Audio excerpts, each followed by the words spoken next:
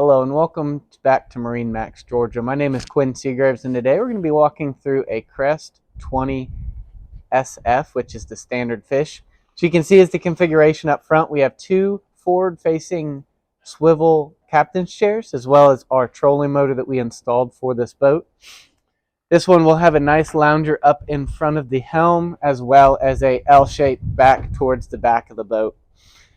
Since it is the fishing boat, this will have a live well with a pump and recirculation. And back here we do have the helm. This one is going to have a Lowrance fish finder, fusion radio system. This will be a pontoon boat offering with a 10-person capacity. Back here in the back you will have your fishing station. Over here you have some space up underneath for some tackle boxes. Up top you have your nice measuring tape, two more fishing chairs, rod holders, tackle box storage again, and then your batteries. We'll have a nice little station back here as well for cup holders. You can put some reels and stuff.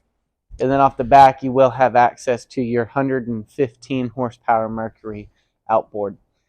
This boat is perfect for fishing here on the near nice rivers around. If you have any questions about this boat, give MarineMax a call.